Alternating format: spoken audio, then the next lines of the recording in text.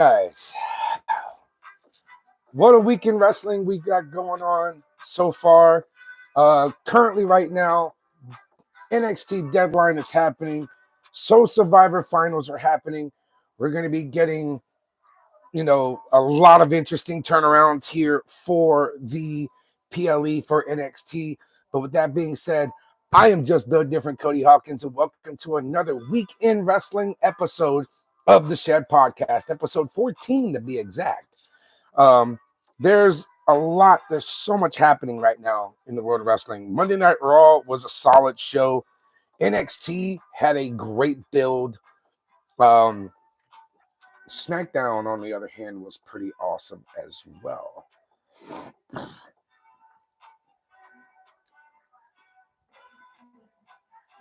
All right, sorry about that. Just had to make a quick share link on Snapchat as well as YouTube and Facebook and Instagram. Just promoting the event here, but there hasn't. Haven't really been able to get up to date on the news because my servers have been really messed up. But I do have my review and everything from Monday Night Raw, Tuesday Night NXT, and Friday Night SmackDown. While we're at it, I'm going to go ahead and I'm going to see what I can do about pulling up some information here. There's been a lot of news going on with the WWE ID program, which has been great. Let's see. Oh, sorry about that. Flip the camera around here. There we go. So, let me go ahead and do this here. We do have some interesting news leading into all the shows that are happening right now. Oh,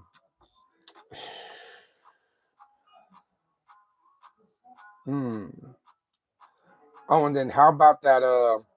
How about that PLE from last week? The Survivor Series was amazing. This week, right here, we're basically doing the fallout from Survivor Series, and then next week we have Saturday Night Main Event pay-per-view. So that PLE, we will be live in the shed. Me, Jimmy, Justin.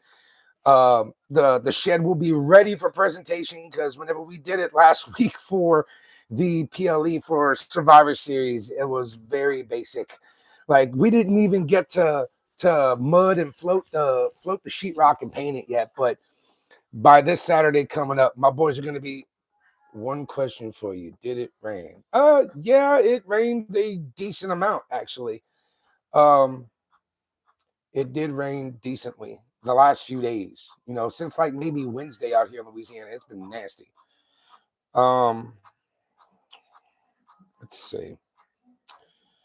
Now, there are a couple things leading into deadline tonight that I will cover. Eddie Thorpe is going to be replaced by a to-be-determined wrestler in the NXT Deadline Men's Iron Survivor Challenge. It sucks to see Thorpe not being able to compete because the dude's been busting his ass. Even with very little that he's been given in NXT, he's been doing really good. And I'm really proud of him for all the work he's been able to do. Just minutes after punching his ticket to Deadline, he was attacked. That was an unknown attack. Yeah. What I do on YouTube, I'm doing a wrestling podcast. The Shed Podcast is a wrestling podcast dedicated to WWE and a little bit of news around the world, including independents and other companies, AEW, New Japan, things like that. But it appears that Attack messed up his opportunity at Glory here, according to NXT General Manager Ava. Thorpe will not be involved in Saturday's Men's Iron Survivor Challenge in Minneapolis. Thorpe's replacement is still to be determined as it stands. Wes Lee, Ethan Page, Nathan Frazier, Javon Evans will wrestle in the complex multi-man match to determine the next contender for the WWE NXT Championship, which is still held by Trick Williams right now, or by the end of the night, it may be held by Ridge Holland because Trick Williams does have an NXT Championship deal tonight. Let's see. Hold on.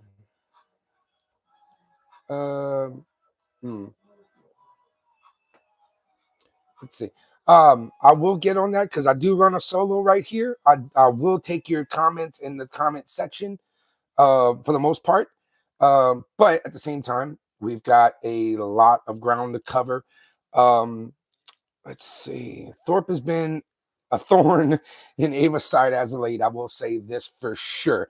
You know, he did bump into her in backstage. You know, Shawn Michaels charged in, trying to get up in there, trying to break everything up, trying to see, dude, what the hell are you thinking? Situation. But after winning his ticket in, hey Rebecca, what's up, love? You know, that basically that victory was short lived, and there's going to be a new person replacing Thorpe in the Iron Survivor Challenge. Also, there was a recent absence from Oba Femi. I can't do the add-ons right now, love. Backstage update on Oba Femi, recent absence from NXT. I just got this in from my link is from Wrestling Inc. Just to know that I'm actually sick is pretty hard. Well, I hear you, man. Hey, look, I just bounced back from a chest cold from last week. I can't add anybody to the live right now, Rebecca. I'm doing this solo right now. The only way I put anybody on right now is if I have either Jimmy or Justin, which is my producer from the show. Former NXT North American champion Oba Femi has been absent from NXT since he lost his title to Tony D'Angelo. A lot of people are thinking about, you know, the future with NXT or WWE in general. Well, what will happen to Oba Femi? Lord knows, man. You know, he's reportedly enjoying some time off in his home country in Nigeria with no current contractual or visa issues to speak of, which is really good. Some sources are indicating in the publication that Femi's contract with WWE, initially signed in 2021, was likely extended, although there was no concrete information of any kind of deal between WWE and Femi at this time. Femi has been reportedly impressing officials in NXT and on the main roster, but there have been no indications of Femi joining the main roster anytime soon. I kind of agree with this here. Femi does have some more time to grow. He did come in through the NIL program about a year or so ago, and he's been impressive ever since. I love it. I love it. With everything going down with him being North American champion, he's been killing it, man. Oh, yeah, my Christmas tree's been set up since like last weekend. You know, so once again, with that absence of Oba Femi, you know, what's going to happen here will be totally up to him. Will he resign? Will he continue his contract? Will he enjoy his time off and get out? Who knows? We're just going to have to stay tuned on the CW network and find out.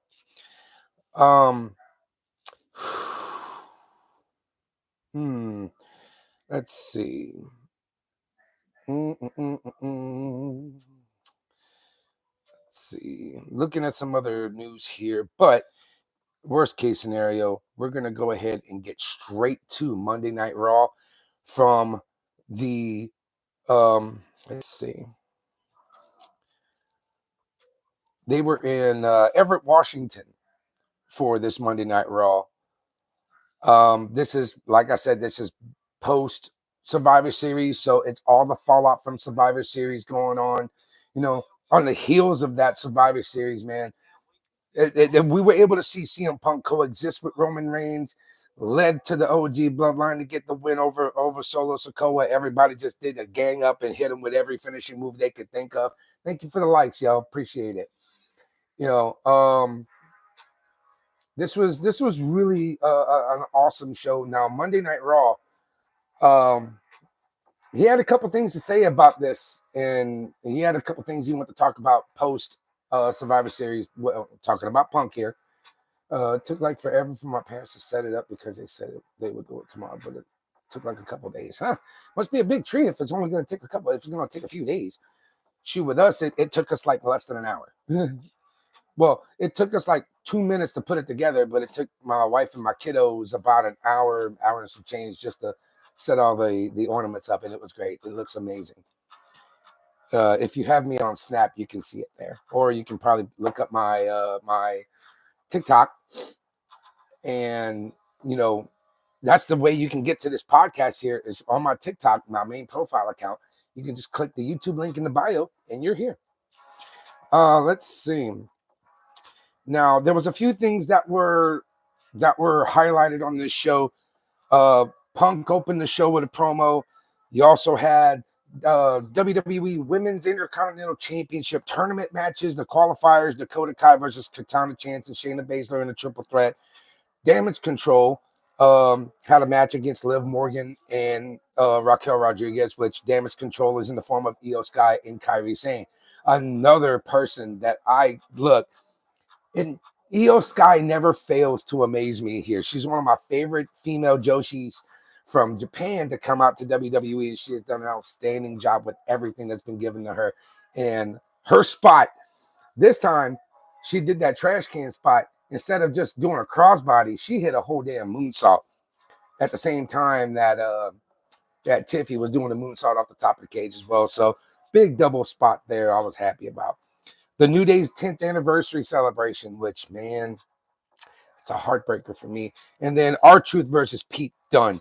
Now, CM Punk did open up Monday Night Raw and wasted very, very little time laying out what's coming up next. What's going to be in the headlights for him very soon, which is the road to WrestleMania. You've got to take into consideration Punk has never main evented a WrestleMania yet. So, as he was talking about that, Seth Rollins would interrupt a big verbal exchange between the two men. Brought up, it brought Jey Uso and Sami Zayn into the ring, trying to diffuse the situation, trying to maintain the peace. We haven't even done the ornament. Oh, come on, man. Step on it. It's Kanishma season. Get that tree up, bro. Rollins would eventually engage Zayn in a back and forth until Rollins would refer to him as stupid. That was a heavy one there. Calling him stupid, really? It was a very not to mention this was a commercial-free start for this. If y'all didn't notice that, and it's going to set several different storylines in motion to where they can all pivot in their individual directions, but they're all going to come back together later on, probably by Royal Rumble, Elimination Chamber, or WrestleMania. That's just me, though. We know the whole thing about Punk and Rollins. Those two are the end game. At the end of the day, those two need to touch and fight again, or fight, period. They need this match. I say, to me, Rollins Punk Mania, shit, that'd be great. Might not be a main event, but unless Punk shoehorns his way into a main event for a title, which oof, how they gonna do that? How they gonna pivot? Lord knows. The latter, there's a bit of an obsession with Roman Reigns that is still really strong with Punk right now. He lashed out. Well, Rollins. Sorry, Rollins has the heat with him. Punk always works his way in, which he's a smart businessman. Controversy creates cash. That's what it boils down to. So Rollins, of course, he lashed out at Jey Uso and Sami Zayn for teaming up with the Tribal Chief, ultimately leading to the night's main event. So this was interesting. Whether he ends up involving himself in the Bloodline Civil War thing remains to be seen, but at least the long overdue Rollins versus Punk showdown is on the horizon. It is inevitable. It will happen. Punk, Rollins, Rumble. I say put it at the Rumble. Saturday night main event too soon. Royal Rumble or Elimination Chamber. Put Punk and Rollins in the discussion. It don't have to be for a championship. It don't have to be for a shot. This is heat right here. This is white hot. And I look forward to seeing what's going to be next with these men. I love the controversy that's coming here. Now, we're going to move to Damage Control, having their tag match against Liv Morgan and Raquel Rodriguez. This was a little sketchy. There was a couple of slips. I'm not going to use that dreaded B word here because I don't like it. You can mess up and recover, Yeah, let them go at it. I absolutely agree. Now, the women's world champion Liv Morgan and Raquel Rodriguez, they might have lost their Survivor Series match um, last Saturday, but they definitely recovered nicely to defeat Damage Control's Io Sky and Kairi Sane. This was a very short and to the point match.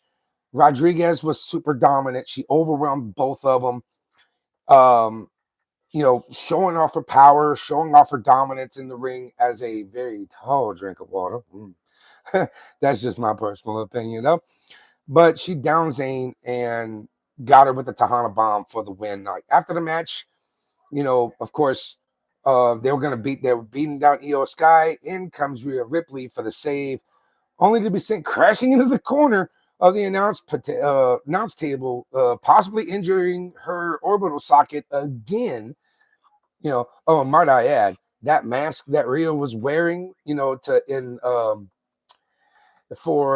represent Lilith from the Diablo 4 game, the video game that they got out that was sponsoring Survivor Series. I love that mask. That is so fucking cool. It was so cool, man. Now, it might be possible to make Sky less of a priority at this point than she was. Now, not only did Damage Control lose, but Ripley's arrival really did kind of take the focus off of him and put it on her. Which is causing a lot of unfinished business with the heels here.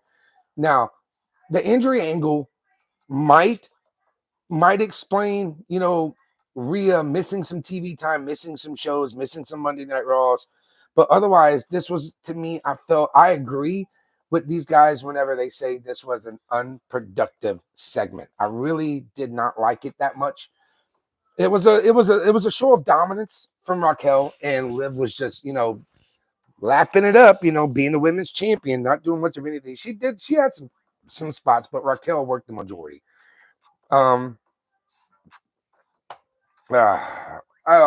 at the end of this, Joe Tessitore, which, Joe, dude, you've been doing an outstanding job as commentary for Monday Night Raw. Dude, I love you. If you're watching this, if somebody shoots this link to you via YouTube or Twitter or Instagram or TikTok or whatever, keep up the good fucking work, bro. You're doing outstanding.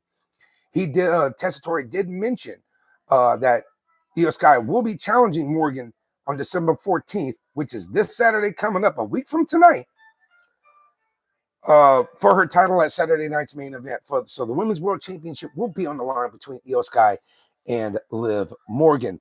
The pop for Ripley on this segment here was possibly on the same level as, some of your bigger superstars on the roster, like Punk, like Rollins, like Orton.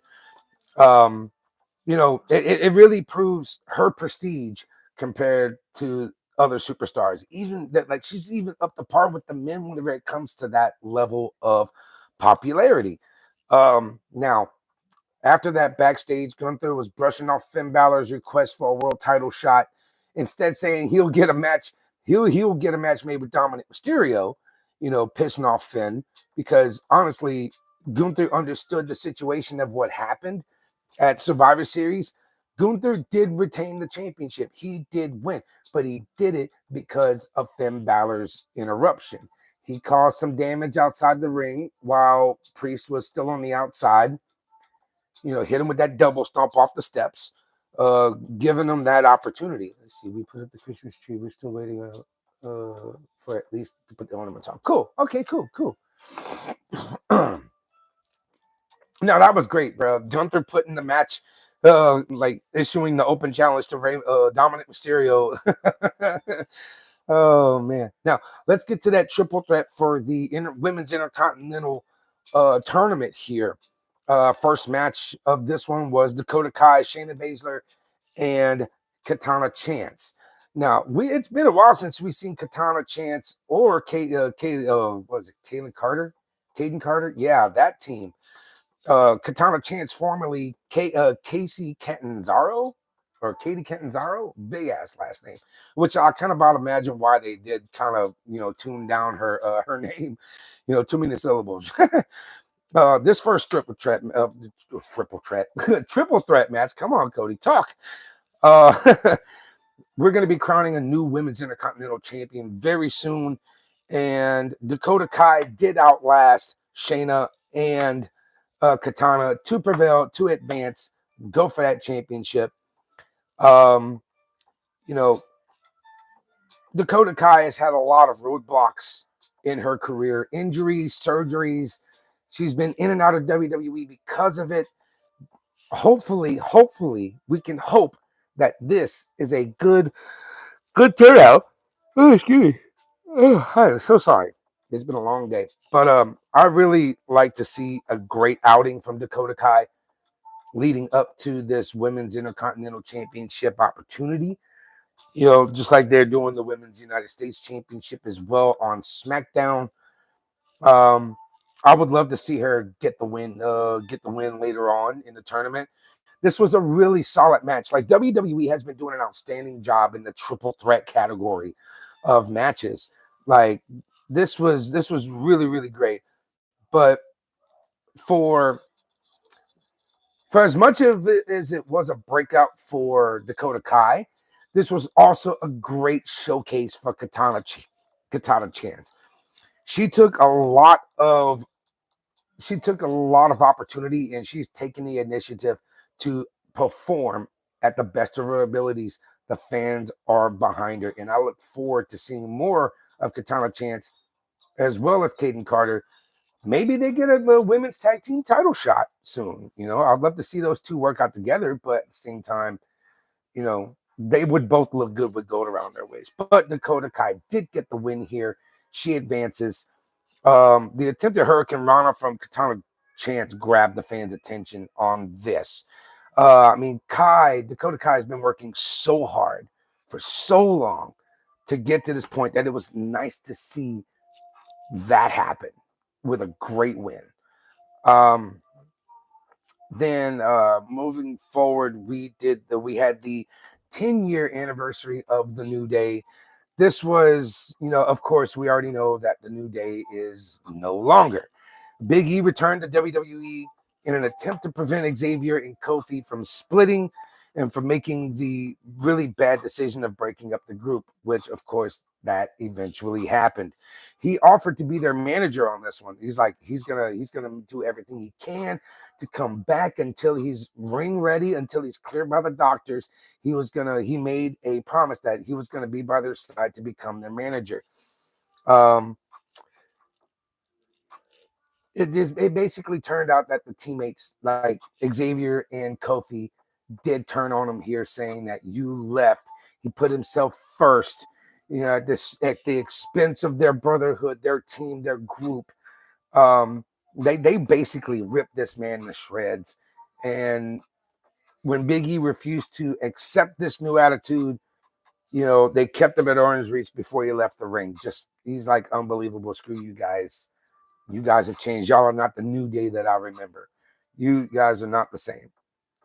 You know, Woods and Kingston would both tell Big E, it's just us now. So no one had the New Day pegged to go heel on Big E.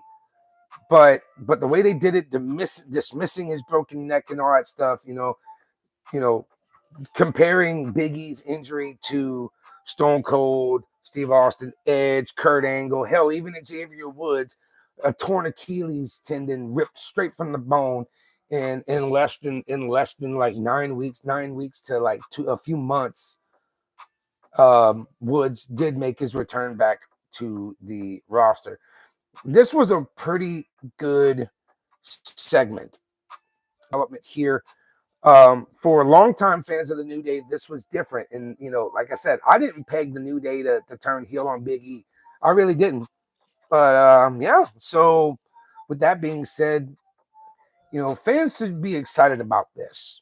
You know, this is a good jumping point for the next chapter of the WWE story of the New Day, Big E, you know, Xavier, Kofi.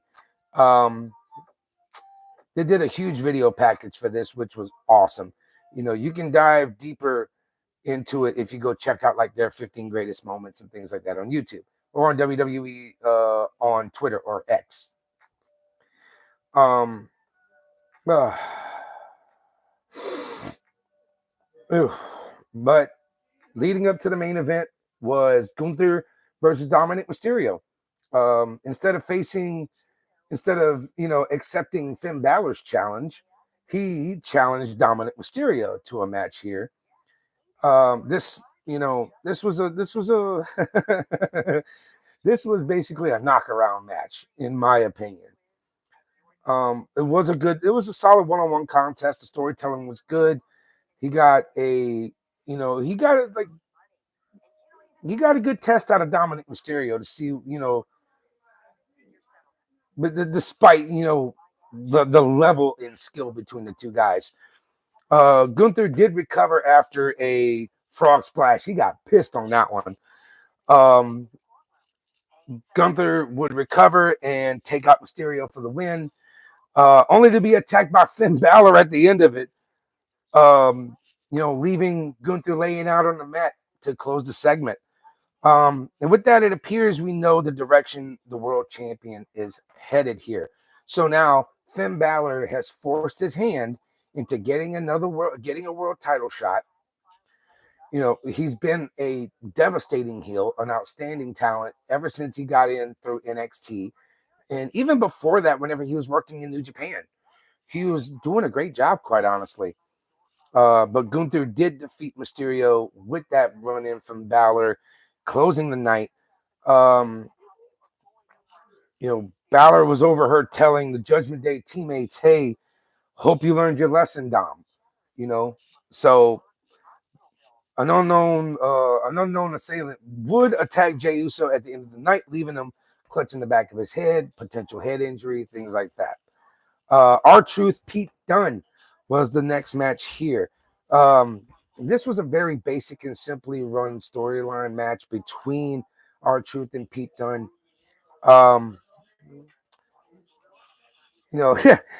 R-Truth messing with him, calling him Butch still, not calling him the Bruiserweight, which was freaking hilarious. I mean, I love R-Truth's work. I like how he's doing. He's just a goofball.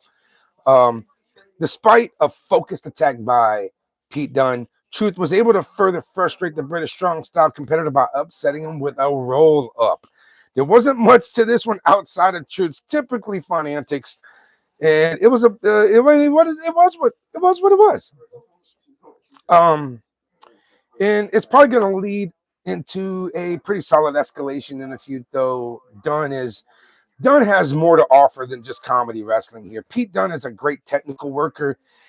He works snug. He's very impactful with his moves, and it's really great. Now, the crowd was chanting Butch during this whole match because, of course, you already know Pete Dunne doesn't like to be called Butch. It's a way to get under his skin. The fans were getting under his skin. He was getting angry, trying to, to the dismay of Dunne, proving the efforts to train the audience to do so has worked. The fans have been getting used to this situation, messing with them, calling them Butch. Now, backstage, afterwards, Sami Zayn would ask Adam Pearce, the Raw general manager, and try to talk to him, insisting that he did not know the former Intercontinental Champion, insinuated it was Rollins, and he made campaign the main event. So it was Rollins versus Sami Zayn in the main event of this evening.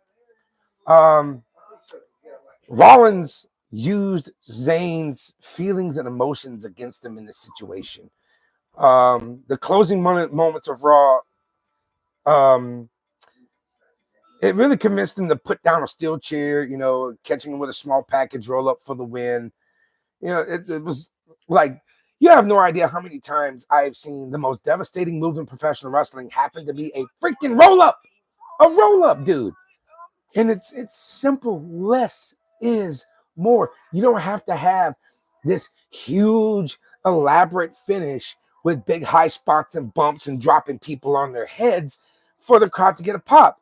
It's a simple, very small detail. A schoolboy pin from the back roll up, man. That's how this match was won. By the end of this, Sami Zayn would get this win. Tried to plead the case and everything, insisting he didn't attack Jey Uso backstage nor did he screw him out of the win. With Rollins making his way back up the ramp to the back, Drew McIntyre made his return. We haven't seen him since the Hell in a Cell match with CM Punk, hitting Zayn with the Claymore, laying his ass out, and standing tall over the former IC champ, man, to close out the show. The return of Drew McIntyre. Honestly, I wasn't even worried about it. Like, I wasn't worried about Drew. Like, I already know that if Drew McIntyre were to come back anytime, he could have came back. He could have came back Monday night. He could have came back another 3 weeks later. That crowd was still gonna pop. It's the element of surprise. You can never put a finger on when somebody's gonna make a return unless you got insiders like, Wrestling Inc. or Fightful or the Bleacher Report putting their spin and their guesses and their predictions for the situation. Now, Rollins, I feel, is like pushing for a heel turn. He's against all the faces. I understand he has his own agenda. He don't like Roman. He don't like the bloodline whatsoever or anybody involved with it. So, like, he's trying to explain his way out of it, but I think it's eventual or it's inevitable that the fans are going to turn on Rollins and make him look like the heel. Make him the heel. Why not just take what's going on and run with it? It's a great opportunity because, to me, Rollins is a better heel than a face anyway. That's just me, though. Oh, man. Some of the moments after that, Adam Pearce informed Finn Balor that he would get that world title shot against Gunther at Saturday night's main event. This coming up December 14th. Join me, Justin Jimmy, for the podcast. For that episode, we're going to go live with it. We're going to be doing pre and post show. And then we also have our Discord open. If you want to get an invite to the Discord channel, whenever we go off the air from the pre-show, we're going to go to Discord, and anybody who was with us here on this chat and would like to join us for the watch along, we're not going to air the watch along, but y'all can join us through Discord, which I will have the Discord ready whenever that comes around. So for those who had joined us either before or during the PLE, we're gonna have, if you look on my Facebook, you look under Cody Hawkinz, you'll be able to find the link to our Discord. And for anybody who watches this and they want the link to the Discord and they haven't got it yet, you can either contact me here on the Shed Podcast, or you can find me on TikTok at JBD4Life.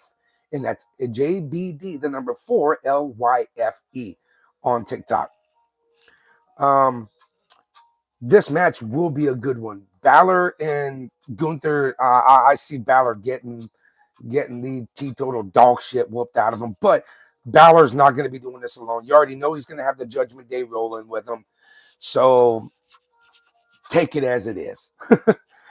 I kind of feel like Joe Tessitore gave away the Drew McIntyre reveal a second or two before he would show up. It's not a big deal. Fans already knew he was coming back, but the question was when. And when was this past Monday night?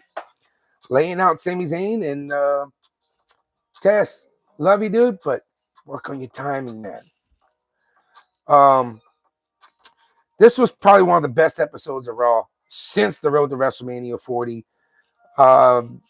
This just, man, there's so much going on right now, and they're doing it so well, so damn well. We've got new stories coming out. We got new pivots happening.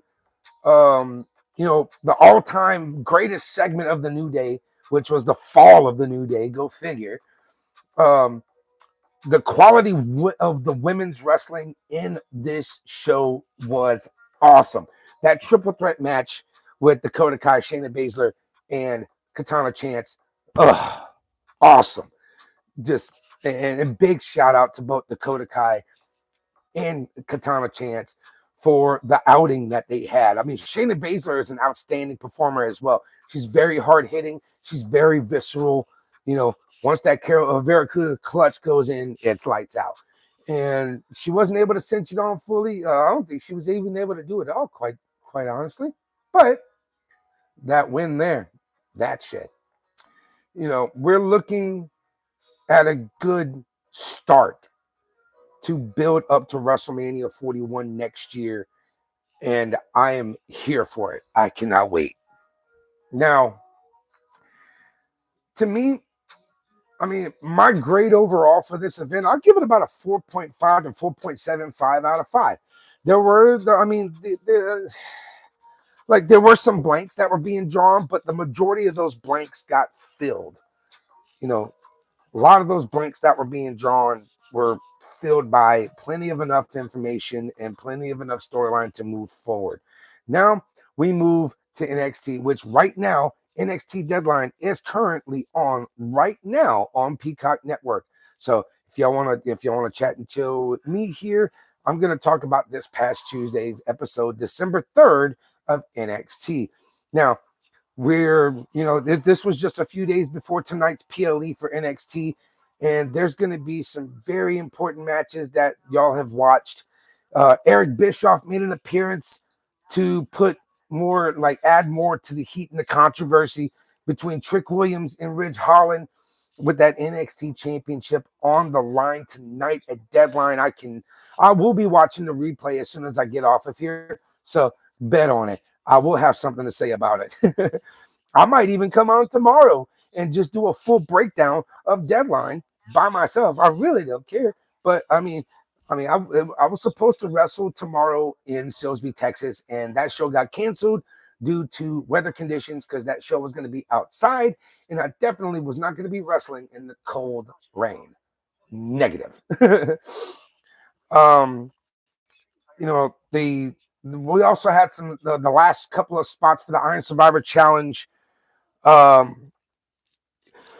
Excuse me. Surely. But the final spots were filled, and in last chance fatal 4-way matches, which turned out really, really good. The tag team division has been turned upside down for weeks right now. But there was a battle royal that happened this evening, that was Tuesday evening, that would determine a number one contender for the NXT Tag Team Championships, held by Nathan Frazier and Axiom. Carmen Petrovic looked to shut up Nikita Lyons this past Tuesday. Gigi Dolan made her in-ring return after standing up to Fatal Influence the week before. This was a huge show, which is now the Silver and Black brand. It went from Black and Gold to the 2.0. Now it is the Black and Silver brand.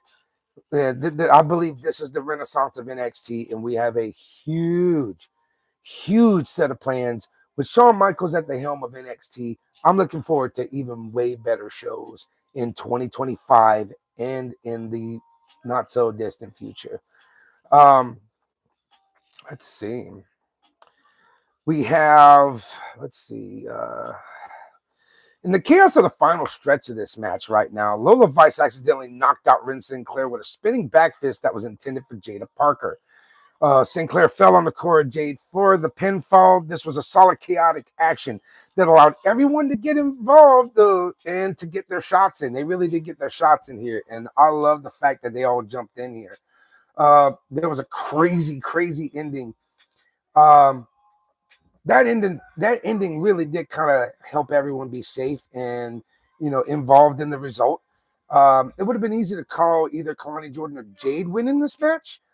I was looking for either or even Parker, man, because she's had a really good head of momentum, and plus the storyline feud with Lola Vice.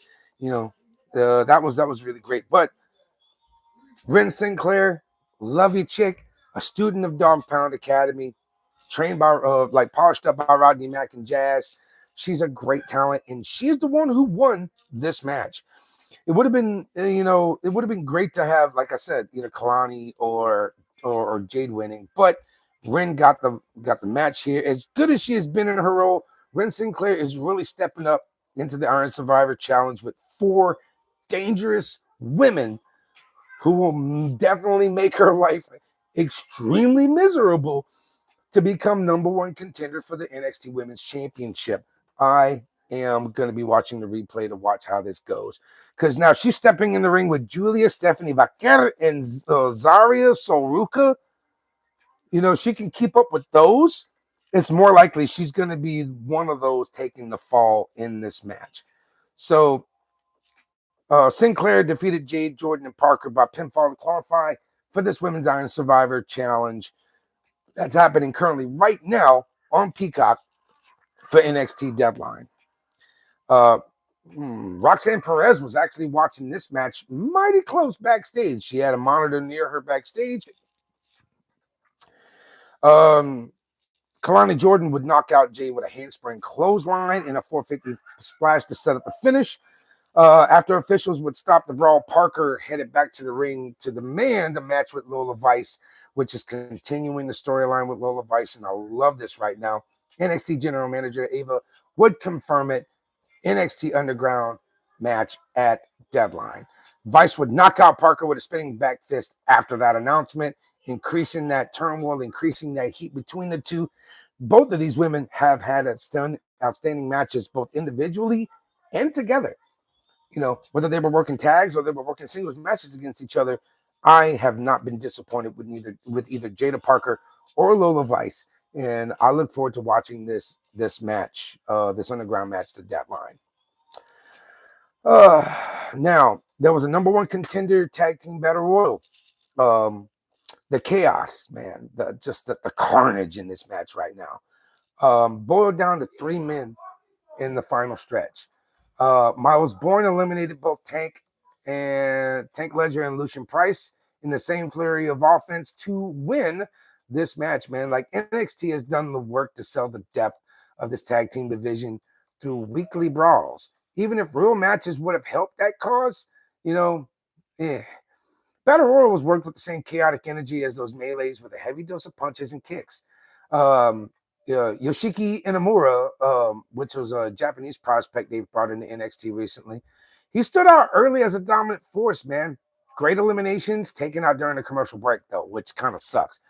I kind of wish they wouldn't have eliminated him during break, because that kind of, you know, to me, I kind of feel like that purposely broke his momentum. Great energy in this match, might I add. There was like the final 3 there. There was a trio of fresh teams represented in this tag team division.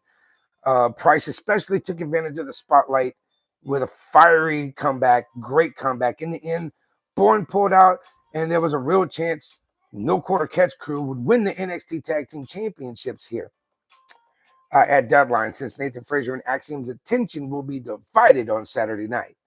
Hank and Tank were the best built tag team for this moment. I love me some Hank and Tank, guys. They are amazing. They are great. They are solid. They have the psychology. They have it down. They understand the assignment here. Now the question is, will they get a chance at the NXT Tag Team Championships again?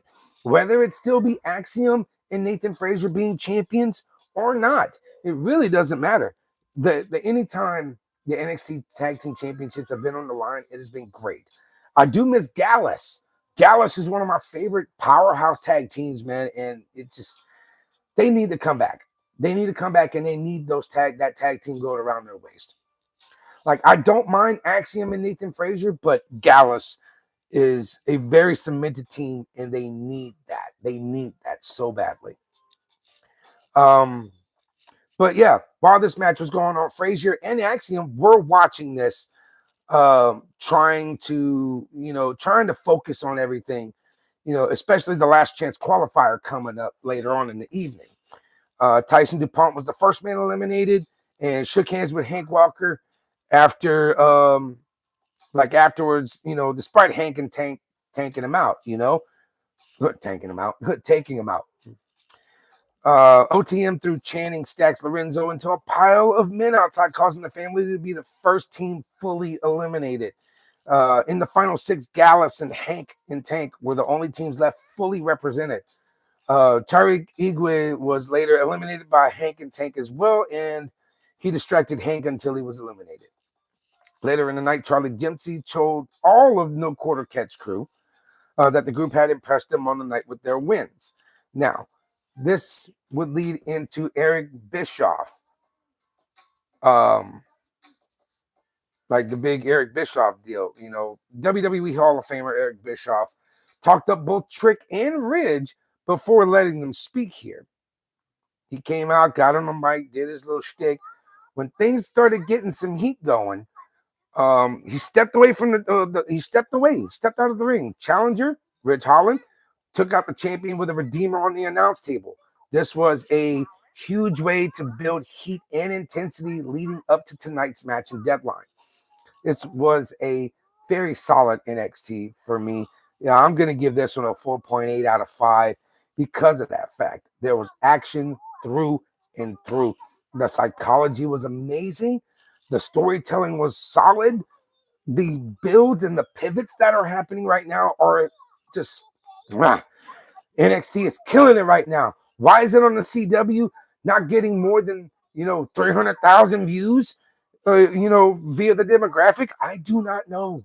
I don't know, but they need better television. It breaks my heart to see him do this, But before Bischoff would introduce Trick and Holland to the ring, he compared NXT to WCW, which not sure if I would want to do that. Now, last month, NXT stood in comparison to ECW, doing the Silver Black brand next to the Land of Extreme. Of course, they did that 2,300 arena show for NXT. Honest opinion, WWE cannot hold a revolution under its own banner. It's not a great idea, but it's not an uncommon practice to hype up a company that way. Bringing up the past and looking to the future and whatnot and such. So what it really boils down to is, they've got to hold on to that fan base. They really. Okay, there we go. Let's see. Okay, so Trick did get hurt from this this onslaught from Ridge Holland. He had to get hospitalized, blah blah blah. Then not long after that would be Carmen Petrovic taking on Nikita Lyons in a women's division singles match. Ashante the Adonis came out to encourage Carmen Petrovic and pushed her out of the way of Nikita Lyons in this match. Nikita would knock down Adonis. Petrovic hit her on the rebound with a roundhouse kick for the win. So that was a pretty solid match. Get out of the fucking food. The whole juice. Am I gonna have to?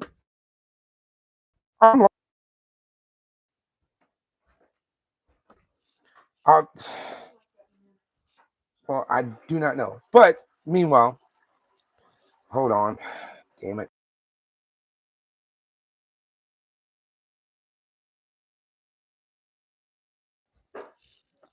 All right. So, yeah, Petrovic would defeat Nikita Lyons by pinfall. This was a good little segment here. Also, not to mention the Gigi Dolan with Tatum Paxley and Izzy Dame. Gigi Dolan had her return here. Izzy Dame looked super dominant in this match. But at the, almost picking up the win with the big boot, but Gigi Dolan would prevail and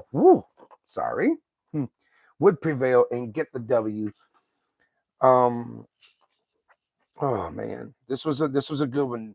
Dolan would get the win by pinfall here. Looking forward to more things with Gigi Dolan now that she is back in NXT. Backstage in the process, Sean Spears promised to create a better group than the family. He then wished Dolan good luck on her way to the ring. So this was a pre-match. Fatal Influence would watch this match from backstage. Spears came out to the ring late to watch the action as well. Let's move on to the last chance qualifiers. Another qualifier here. Axiom hit Lexus King with the golden ratio, but Eddie Thorpe threw Axiom outside and stole the pinfall, which I did talk about that earlier. Thorpe was removed from the match, and whoever it may be will be replacing Eddie Thorpe tonight at deadline for the Iron Survivor Challenge. match. The men's fatal four-way did not have the same level of interesting competitors compared to the women's bout, but they didn't stop them from competing above their usual levels. They were really turning it up here. For example, Thorpe stepped up to the competition, standing out despite Axiom and Cedric Alexander pulling out the flashiest of moves. You gotta take into consideration what Thorpe is really trying to do here. Thorpe needed to step up, and he's trying to do it. It wasn't a shocking win to me, but it was definitely, to me, I didn't feel like he was the favorite to win. I could have seen either Axiom or Cedric Alexander win this, but eventually it got to Eddie Thorpe, which, congratulations on him. Eddie Thorpe, we hope for a speedy recovery from you, buddy. The final field clearly leans towards a victory for Wes Lee, if you want my honest opinion here. But this crazy format has surprised a lot of fans in the past. If I'm not mistaken, that was the main event there. But Roxanne Perez did meet her potential challengers after deadline. It will be after deadline. She will be doing a lot of searching here. This was great. Also, Ren Sinclair with that last chance match. Ren Sinclair getting that win. I'm happy for her. Her work tonight coming up for deadline is going to be something to look forward to watching. I do, definitely, for sure. Now, last line here being said, it is on to SmackDown from last night. There was a lot of major key points in this show.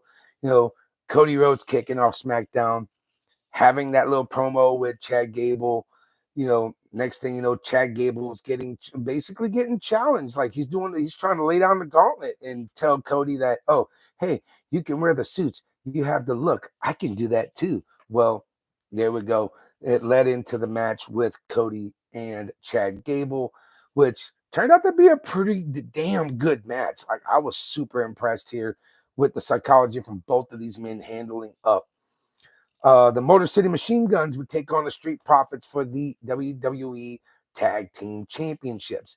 Naomi and Tiffany Stratton and Elektra Lopez would go into the triple threat for a shot at the Women's United States Championship. Qualifier here, Solo Sikoa would also respond after War Games loss. Look, man, it's just an overall solid show.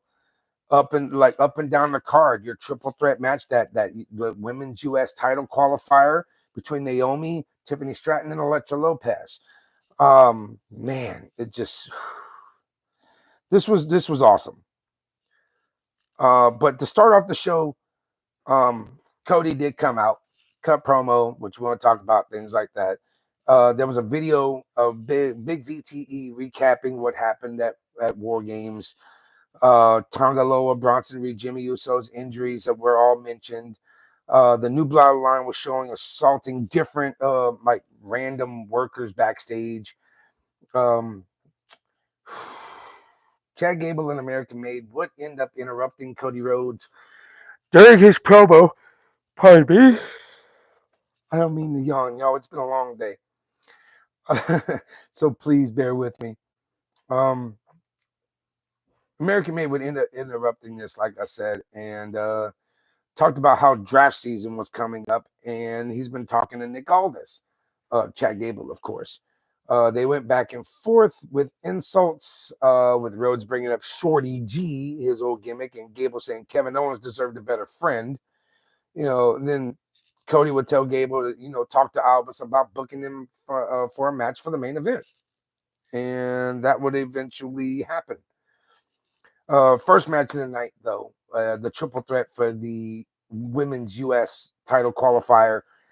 This was pretty great, even though Naomi did get double teamed quite a good bit in this triple threat. But once again, WWE has been doing a great job with the format of triple threat matches. They have mastered that format. Now, Will there be mistakes in triple threats? Absolutely. I'm one of those people. I have messed up so many times it is unreal. Maybe that's why nobody likes me, because I can't seem to get it right. Fuck it. But be that as it may, enough about me. Let's keep on with this. There was a clear lack of chemistry. That's the reason I brought myself up, because sometimes there is just a really bad lack of chemistry between me and the people that I'm working against. And sometimes it really gets super lead pipe cinch, and you got to take things into your own hands. And if they don't like what's going on, I'm sorry. It's wrestling. It happens. People get hurt. Mistakes get made. Things get forgotten. I go to a hold and let's do this, you know? But there was major miscommunications in this match here. They did some pretty good stuff, but there was a lot of janky moments in this match. I did not like it too much. I gave it about a three out of 5 on this, because there could have been a lot smoother transitions and not as many janky spots. Like I said, I'm not going to use the B word in wrestling. I'm not using that word because that's a very ignorant term. And for those who don't like that, I don't like that term. I can kiss both sides of my cheeks. But Tiffany Stratton would get this win over Naomi and Elektra Lopez, advancing her one step closer to the WWE Women's United States Championship. There was a lot of great stuff here. You know, Naomi almost fell off the top rope, but she did catch herself. You could see Lopez looking scared when it happened, you know, and she kind of like froze for a sec. Oh, Jesse Ventura was also sitting in the crowd for this event, which was really cool. It was good to see Jesse the Body Ventura back on WWE television. Even though he was sitting in the crowd, it was still a pretty cool sight to see. He looks great. He looks great. Now, Bianca Belair and Piper Niven would end up having a match this evening, getting into a fight backstage related to Jade Cargill being taken out. You know, Belair and Piper were never, they were never booked for a singles match. You know, Chelsea Green was there ringside to be just a pain in the ass to Bianca Belair and try to distract her to where Niven can take advantage and start just pummeling her down. Belair had her ribs taped up to sell from the War Games match. You know, same thing went for Naomi. Naomi had the shoulder taped up, but Niven focused a lot of her offense on the midsection of Bianca Belair because of the damage that she withstood from War Games the previous week. Whew. These two women have really great matches in the past. So they had no problem trying to find that chemistry, try to find that vibe that they had against each other in previous matches, whether it be for Raw or for SmackDown or for NXT. You know, Piper Niven is severely great potential wise. You book her properly, she will go far. Hands down, no questions asked. And on top of that, you know, I like me a girl in a kilt. Now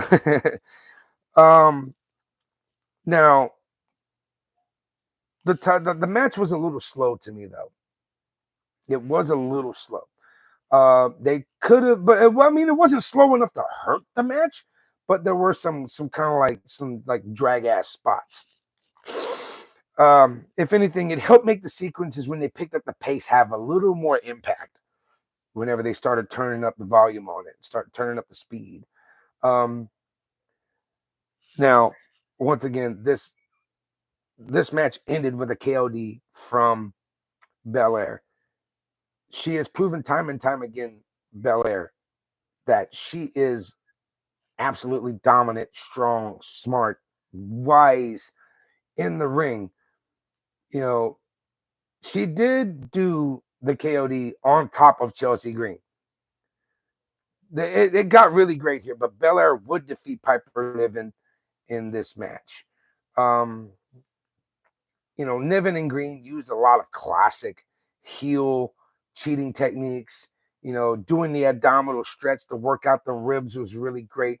You almost never see an abdominal stretch used in matches like this anymore. Niven surprised me a bit with that Saito suplex, which, man, I like me some Saitos. I like dishing out Saito suplexes myself. So, yeah. But, who don't like dropping somebody on their head, right? Right? Right? Just me? Okay. So, the Motor City Machine Guns versus DIY. This was great. Shinsuke Nakamura came to the ring with his newly won U.S. title, but LA Knight came before he could speak. Let's get that promo out the way. LA Knight was ready for a fight, but Andrade came out and said he wanted his shot at Shinsuke Nakamura for the U.S. Championship. After that, Tama Tonga and Jacob Fatu showed up and beat up Knight and Andrade. They chose to leave Nakamura alone once he started spewing black liquid from his mouth. He was getting ready for the black mist. Tommaso Ciampa and Johnny Gargano took on Chris Sabin and Alex Shelley for the tag team championships. This match came about after Montez Ford and Angelo Dawkins were attacked backstage by an unknown assailant. Ciampa went right after Sabin as the ref called for the bell. He yelled at Gargano that they needed to be more aggressive in their pursuit of gold, and he stomped on Sabin in the corner, getting that heat, getting that intensity, getting that crowd behind the guns. This match became more about growing division between Gargano and Ciampa than the titles itself. Ciampa grew frustrated and told Gargano that he would do it himself. After inadvertently kicking Gargano off the apron, Tommaso Ciampa found himself outmatched by the Motor City Machine Guns. All these men right here have history with each other in the Independence, Ring of Honor, TNA, Japan. These guys have faced each other around the world and then some. So the psychology was amazing with this match for me. I loved it. They got into it, like him and Champion Gargano got into an argument, and Ciampa looked like he was going to leave, but he tried to come in with a chair instead. While the ref was distracted, Gargano hit Shelley with a low blow. He super kicked Shelley, and a smiling Ciampa held his hand out for a tag. They pulled the wool over everyone's eyes and hit their finisher to get the pin and win the tag to win the tag titles. This was an absolutely expected direction for this to go. But being surprised in pro wrestling is rarely a bad thing if you really think about it. DIY has turned heel, and hopefully Candice LeRae can start hanging out with her husband again. Because I think Candice would love to, let's get the family back, or the way. The way. That's it. Yeah, let's hashtag the way in the comments if y'all want the way to return, but this time on the main roster.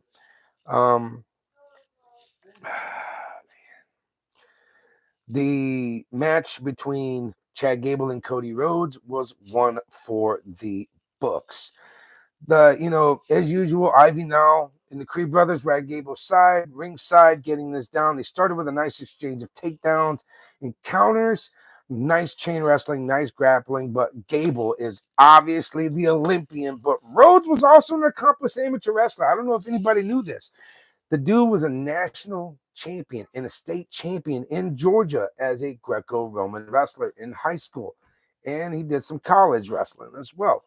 So they were trying to one up each other straight out the gate. The energy was high from the opening bell to the closing bell.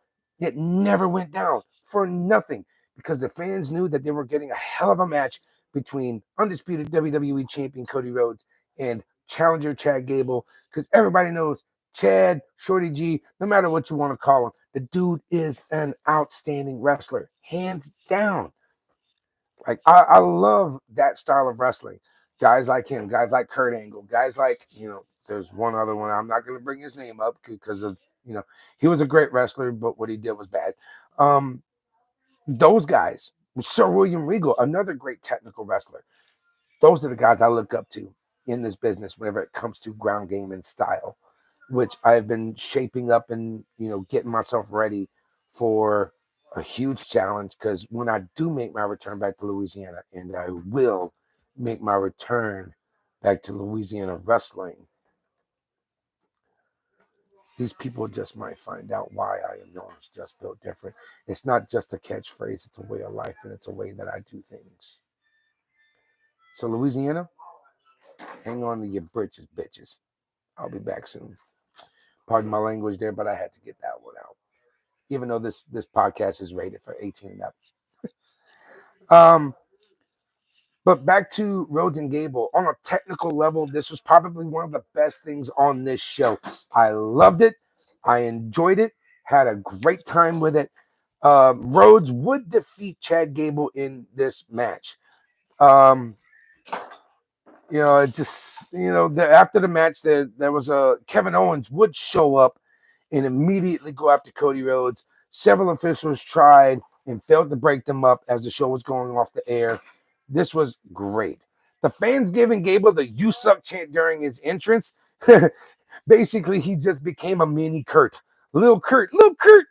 Okay, all Chad Gable has to do now is just shave his head bald, and he's got a little Kurt. Next thing you know, instead of Shorty G, it'll be little Kurt. They hit one of the most perfected looking inverted suplexes that you will ever see from men like these two. Like perfectly flat, great impact, great hook, great lift. It was great. Gable was perfectly vertical the whole damn time, which was great. Because, I mean, of course, Gable's a little bit smaller. Cody's got him by like 40, 50 pounds, maybe a little bit more. You never know. I don't know. But, KO was wearing a Dusty Rhodes shirt when this attack happened. I don't know if anybody noticed that as well. This week's SmackDown gave us 2 men's matches and 2 women's matches, along with a handful of segments and to further various storylines. But a few things stood out the most. The Baylor and Niven match was great for me. DIY turning heel and gaining the tag titles from Motor City was really great. And Gable and Rhodes, of course, man, that was match of the year. Okay. And I'm ready for this coming up for Saturday night's main event because Cody's been getting plenty of tune-up matches and a lot of time on the microphone to build up the heat and the anticipation for Saturday night's main event. I look forward to it. Whenever Cody will defend that title against Kevin Owens, it's going to mean so much more. And let's hope that the pivot after this match between Owens and Cody goes in a proper direction.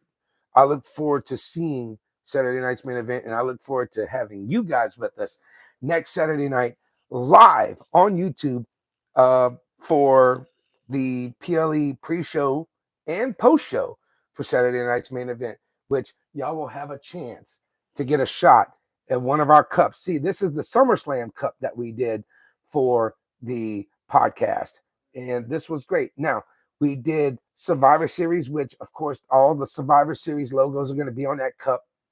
We're going to have a special Saturday night main event cup that's going to be up for grabs for the PLE. This ain't it. This is SummerSlam. And then for Royal Rumble coming up in January, that's the one I'm looking forward to because we're going to have every single Royal Rumble on the cup, just like the SummerSlam, just like Survivor Series. The big 4 shows will always have like the logos from the previous years just to pay homage to what the WWE has done so far. This week in wrestling is turned out to be really great. I will be sure to do an independent spotlight either sometime this week coming up or the following, maybe following Saturday night main event PLE. I will do a standalone episode on it, and I look forward to everything else that's happening with WWE. I'm looking forward to SWF in Silsbee, Texas next, not this coming up Saturday on the 14th, but the 21st, which will be the Saturday before Christmas. I will be in action.